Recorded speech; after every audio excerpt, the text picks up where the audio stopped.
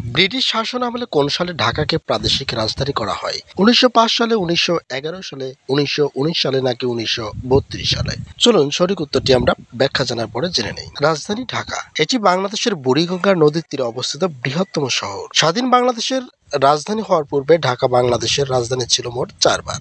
স্বাধীন বাংলাদেশের রাজধানী হওয়ার পূর্বে ঢাকা ১৬১০ সালে, ১৬৬০ সালে, ১৯০৫ সালে ও ১৯৪৭ সালে মোট ৪ বার বাংলার রাজধানীর মর্যাদা পায়। মোগল সম্রাট জাহাঙ্গীরের ইচ্ছা অনুযায়ী ১৬১০ সালে ঢাকাকে সর্বপ্রথম সুবা বাংলার রাজধানী ঘোষণা করা হয়। উল্লেখ্য, জনপদ হিসেবে ঢাকার গোড়াপত্তন হয় ৭৫০ খ্রিস্টাব্দে এবং শহর হিসেবে এর গোড়াপত্তন হয় ১২২৯ খ্রিস্টাব্দে। ১৬৫০ খ্রিস্টাব্দে সুবেদার শাহ সুজা রাজধানী আবার রাজমহলে স্থানান্তর করেছিলেন।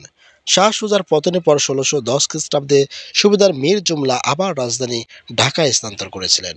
১৭১৭ খ্রিস্টাব্দে সুবেদার মুর্শিদ কুলি খান রাজধানী মুর্শিদাবাদে স্থানান্তর করেছিলেন। ব্রিটিশ শাসন আমলে ১৯০৫ সালে ঢাকাকে বাংলার রাজধানী করা হয়। বঙ্গভঙ্গের পর ১৯০৫ সালে ঢাকাকে আসাম ও বাংলার রাজধানী করা হয়। কংগ্রেসের বাধার মুখে ব্রিটিশ রাজা আবার ১৯১১ সালে রাজধানী কলকাতায় ফিরিয়ে নেয়।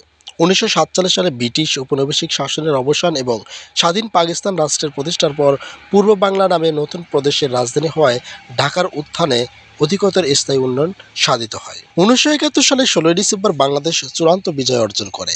এটি স্বাধীন সার্বভৌম রাষ্ট্রের রাজধানী হিসেবে ঢাকা রাজনৈতিক, প্রশাসনিক কার্যকলাপ এবং অর্থনৈতিক, সামাজিক, শিক্ষা ও সাংস্কৃতিক কার্যক্রমের সর্বাধিক গুরুত্বপূর্ণ কেন্দ্ররূপে মর্যাদা লাভ। সেই হিসেবে ব্রিটিশ শাসনামলে ১৯০৫ সালে ঢাকাকে প্রাদেশিক রাজধানী করা হয়। সঠিক উত্তরটি হচ্ছে ১৯০৫ সালে।